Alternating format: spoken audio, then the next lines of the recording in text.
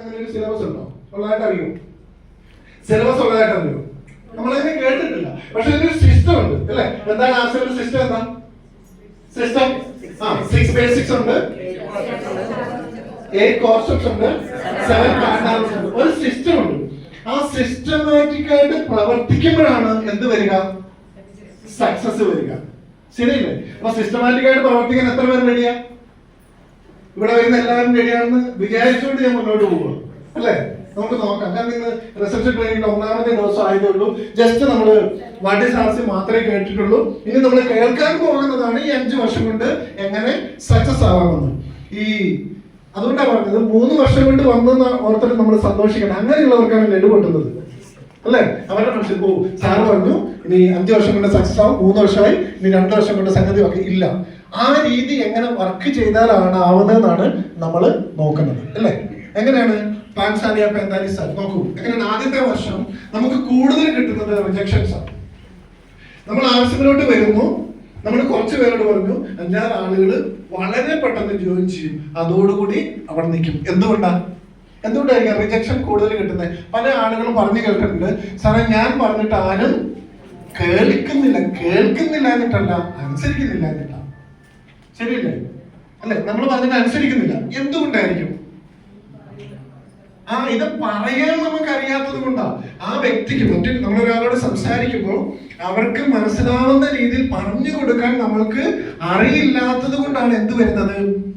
Rejection വരുന്നത് അല്ലെ? ഇപ്പൊ തുടക്കത്തിൽ കുറച്ച് സീനിയറായ ആളുകളോടൊക്കെ ചോദിച്ചു നോക്കൂ. അവരുടെ തുടക്കത്തിൽ എങ്ങനെയായിരുന്നു? 100 പേരെ കാണുമ്പോ 10 പേരൊക്കെ എന്ത് ചെയ്യാറുള്ളൂ?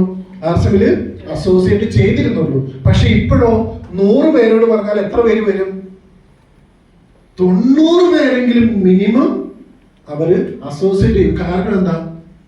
അവര് പഠിച്ചു അല്ലെ? ആദ്യത്തെ വർഷം റിജക്ഷൻ ആയിരുന്നു, 2ാമത്തെ വർഷം എന്താ സംഭവിക്കുന്നത്? അപ്പൊ റിജക്ഷൻ ഇത് ലീഡേഴ്സ് പറയാറുണ്ട്, നിങ്ങൾ ട്രെയിനിങ് പ്രോഗ്രാമിൽ വരൂ, നിങ്ങൾ പഠിക്കൂ, നിങ്ങൾ സംസാരിക്കൂ, എഴുന്നേറ്റ് നിന്ന് ബോർഡിൽ പേരെടുത്ത് എഴുതി പഠിക്കൂ അല്ലെ? ഇങ്ങനെയൊക്കെ പറയാറുണ്ട്. പക്ഷെ നമ്മൾ ഒരു പ്രോഗ്രാമിൽ പോയി കഴിഞ്ഞാൽ പിന്നെ പറയും എന്ത് പറയും? അടുത്തതുണ്ട്. കാരണം എന്താ? ഞാൻ പ്രോഗ്രാം ഒക്കെ അറ്റൻഡ് ചെയ്തിട്ടുണ്ട്. ഇവിടെ എന്തൊക്കെ റിസപ്ഷൻ ട്രെയിനിങ് പ്രോഗ്രാം നടന്നിട്ടുണ്ടോ അന്നൊക്കെ ഞാൻ വന്നിട്ടുണ്ട്. എത്ര കൂടി എനിക്കറിയില്ല. ഇവിടെ എന്തൊക്കെ നടത്തിയിട്ടുണ്ടോ അന്നൊക്കെ ഞാൻ ഇവിടെ വന്നിട്ടുണ്ട്. ഹലോ, കഴിഞ്ഞ പ്രാവശ്യം നടത്തിയ റിസപ്ഷൻ ട്രെയിനിങ് പ്രോഗ്രാമില് പങ്കെടുത്ത എത്ര പേരുണ്ട്? ഇത്രയും ആളുകളേ ഉള്ളൂ അല്ലെ? അപ്പൊ ബാക്കിയുള്ളവർ മുഴുവൻ പുതിയ ആളുകളാണ്. നിങ്ങൾ ആലോചിച്ച് നോക്കിയേ അല്ലെ? എന്തുകൊണ്ടാണ് റെഗുലർലി പ്രോഗ്രാമിൽ പങ്കെടുക്കാത്ത?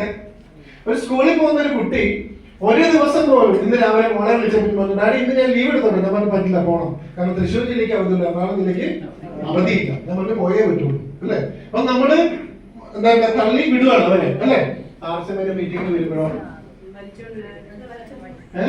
വലിച്ചിട്ടും വരുന്നില്ലല്ലോ, പ്രോഗ്രാമിൽ അറ്റൻഡ് ചെയ്തതിനും വരുന്നില്ലല്ലോ അല്ലെ?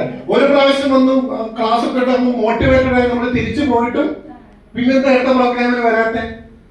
നമ്മൾ എക്സ്ക്യൂസ് കണ്ടെത്തുന്നതിൽ മാസ്റ്റേഴ്സ് ആണ്. എന്തിനാണ് മാസ്റ്റേഴ്സ്?